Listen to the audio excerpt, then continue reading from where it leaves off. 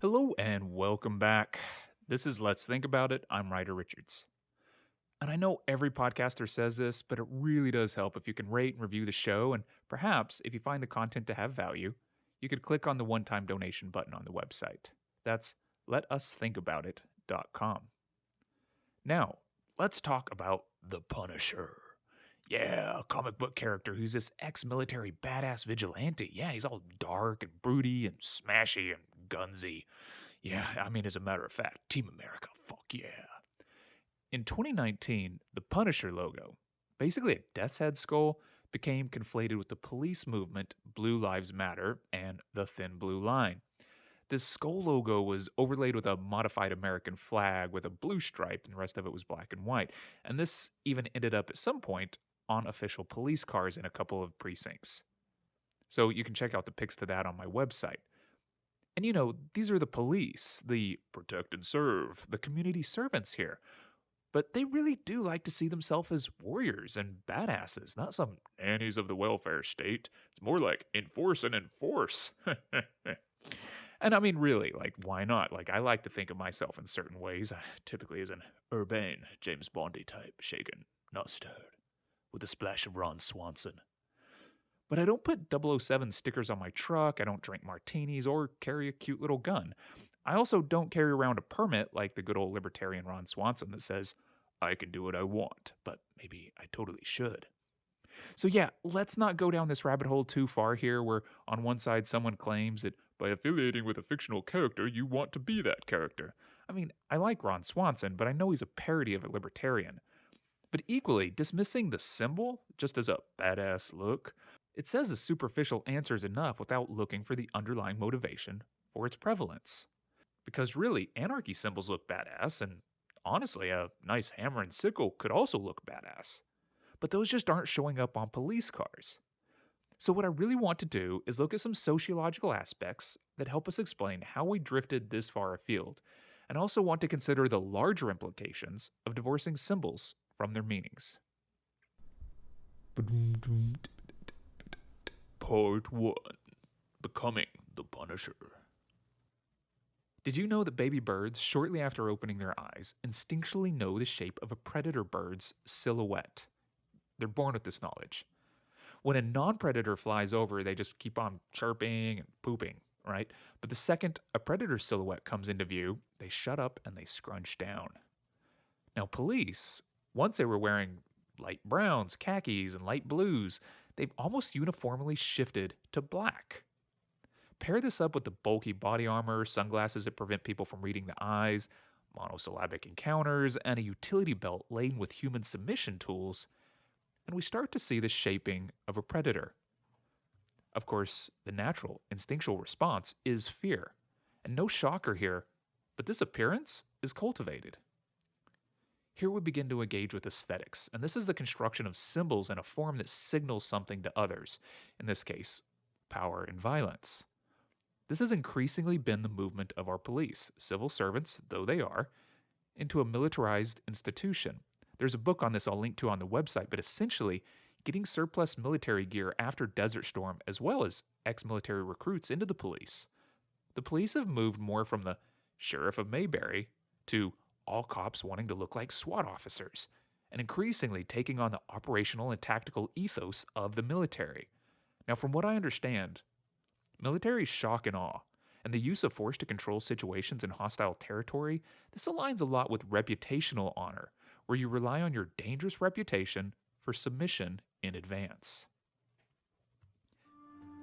In his comic strip About Face, once again, link will be on the website, Nate Powell, he maps out this transition of the militarized eternal warrior as forever innocent, linked to fighting for lost causes of the past. And this would be things like Vietnam or the Confederacy. And this is kind of an eternal war. And there's these misspent youths fighting other men's wars, which means that you were ultimately innocent because you were used. Now, Americans are born into a country that, for the most part, has always been at war, proving this myth that indeed this is an eternal war. Now, upon returning home from these unpopular wars, they bring back this military sign as a shield against shame and trauma. They co-opt the previous signs of criminality, or badassery, For instance, something like in 1980s blackened windows and tricked out cars, I mean, these used to only be used by criminals hiding their identity, and we despised them. Well, now the tricked out black trucks have drivers who also maintain the right to hide, but it's a legal privacy wrapped in the patriotic individualism of the sovereign citizen, the local militias, or even white nationalism. And as Powell says, with this new co-optation of the Punisher's death head logo, once a military thing that's brought back into civil society, the, quote, power lay in its apolitical mass appeal. Cool stuff to buy, while functioning to normalize a paramilitary proto-fascist presence. Now, equally, the flag has been rebranded as the Thin Blue Line. Now it's a fully masculinized, militarized icon, eager to make way for an authoritarian future. Now, the flag, stripped of its symbolic color, its black and white redesign, its remarketing and rebranding, some might say desecration, asserts that any spectrum is now weakness. Fuck neutrality and rainbows. It's black and white. Now, of course, being used by anyone, this stripped down flag signals allegiance to a higher moral code that is aggressively above the law. The nation can't handle the truth, so I will. Doesn't that kind of sound familiar? It kind of sounds like the vigilante movements of Batman or the Punisher. Interestingly, it also sounds like Rorschach of The Watchmen, who, I mean, as a normal person without wealth or military training, is probably a more accurate hero model for the common man, but perhaps he's too stinky. And on the train of that thought, what about Deadpool, right? Is he just too self-aware and cynical? I mean, I really don't see those jokes going over well with the serious true believer types. Part 2. Bureaucracy. Now, the real gift of a vigilante is that he gets things done with none of that fussy, red tape, bureaucratic legalization. Red tape? How does your paperwork hold up to my tactical knife? The everyman's hero cuts through the bloated baggage that strangles us, which tells you a lot about our cultural breakdown, the trap that we're in, the iron cage of bureaucracy, where our heroes are now people that skirt bureaucracy. Of course, people feel that their lives and gifts are squandered by the PC police, HR, legal, and of course the nonsensical mandates issued from clueless supervisors. Or worse yet, some of these people have lost their place in the system, and they don't know where they fit in society anymore, and the future is moving beyond them and their skills. And society has essentially declared them useless or a burden. But to actually take action, to get results, to be useful, to have a code of knowing what is right and wrong and being able to act on it, oh yeah, that's the dream of a free man.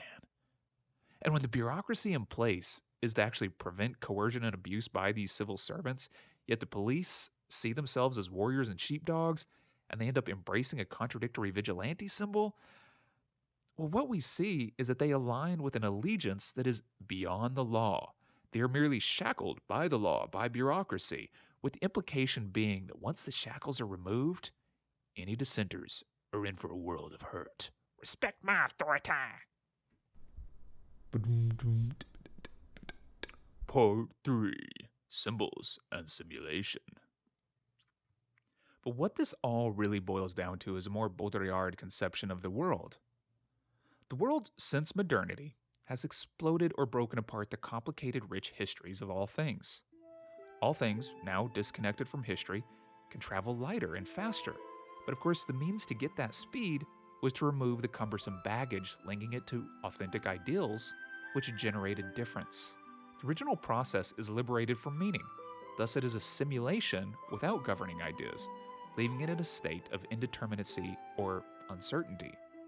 So maybe one way to think about that is if we started deconstructing ideas as a means towards an ideal utopia, well, we now just have the process of deconstruction running rampant. It's no longer affiliated with the original driving force.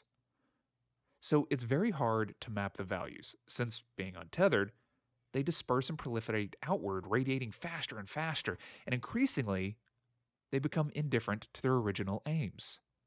Now, of course, this may all seem very abstract, but that's actually the point. We have abstracted ideas and processes from their intent. We have divorced symbols from meaning, recognizing only the superficial aspects. And now, only simulating meaning, these untethered processes and values, They're able to stand for anything. They're able to connect with all meanings because they have no singular meaning. So evil is no longer the opposite of good. And thus they can coexist in this superficial simulated state. One way to think about this is anything that has lost its idea is like a man without a shadow, a rudderless, lost thing. And that shadowless man, maybe he's even more like an excited ADD child, in rapid pursuit of all things disconnected from reality. And we have run off and left the purpose behind. We now mistake the appearance of the thing for the thing, and we now move for its own sake. Progress or expansion, it has become its own purpose, where once it was a symptom of a deeper cause or need. Well, now the motion is enough, or maybe just the appearance is all that really matters. And of course, this is seductive, right? We're faster, we're more virulent, we have vitality without all of that meaning and baggage slowing us down. Writer, ideas are so heavy and they require so much brain work. Writer want pretty pictures, writer want smash. Yeah, so when you see a Punisher skull with a thin blue line flag that also has Trump's hair on top of it, or maybe a MAGA hat, and it says something like Blue Lives Matter across it, and this is all smashed into one thing on a cop car, well, the accumulation of multiple effects is actually a disappearance of causes. Through an excess of functionality, it is rebranded with a murderous vitality. Still, devoid of a clear ideology, it manifests a rebellious urgency and the need for movement. And this is drawn from the most superficial levels, but somehow now it's manifested as the deepest motivations. It's an allegiant belief. And really, since no single ideal is the value driving force behind this, any or all driving forces will do.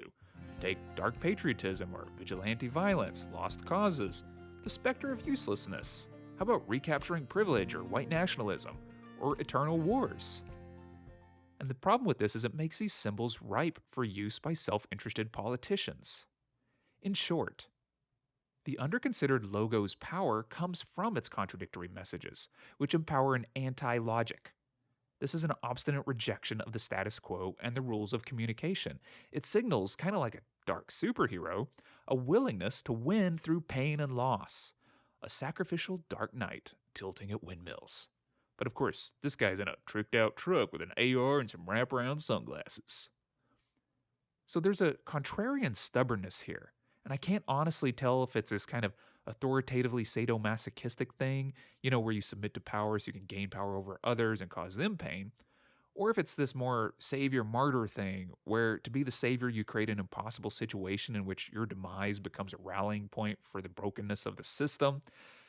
And honestly, it probably doesn't matter because the kind of pop psych reductionism that I'm doing, it just turns it into one more label or a symbol. And that's exactly the problem. But what does matter is this hyper-symbolic logo clearly bonds with wide swaths of our population, and this Punisher thin blue line mashup is the culmination of these lightweight, disconnected, superficial appearances. It just looks badass. And this is over functional, boring, weighty, idea-driven processes, something like policy reform. Violence and badassery, well, those are the young man's romance. And while age is supposed to counsel wisdom and deliberation, instead, it seems like we're all just shadowless children. Now, all of this comes from somewhere. It's an unchecked failure in the social fabric. And this new bricolage ethos of relatively empty symbology that can manifest in allegiant loyalty and vigilantism, well, this expounds a moral truth that is beyond the law. It speaks of dark desires rising and swelling. As Timothy Snyder says, beware paramilitaries. The next step is the authoritarian state. Just because these symbols seem contradictory, it actually seems easy to dismiss. But that really misses the point. Religions and revolutions are seldom based on logic. They're based on emotions and manipulating symbols. All right, thank you very much for listening. I thought it was important to bring up a real-world problem that stems from some of the subjects we've been talking about, such as the problems with meritocracy, bureaucracy, and foggy notions of truth, or the good, when these appearances really begin to shape ideals. I had a much longer bit in here at one point about tattoos and the branding and rebranding of ourselves with the things like the Browning logo or the Punisher logo or, heck, a No Fear logo.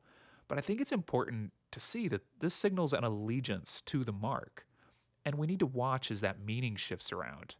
Now, years ago, I did a cover up tattoo design for a friend with a Confederate flag. Yeah, we turned it into tribal swirls. Yeah, it was just classy on top of classy right there. So, okay, anyway, if you have a moment, thank you for listening. Please rate and review us. And as always, any financial help will go a long way. Until next time, stay safe.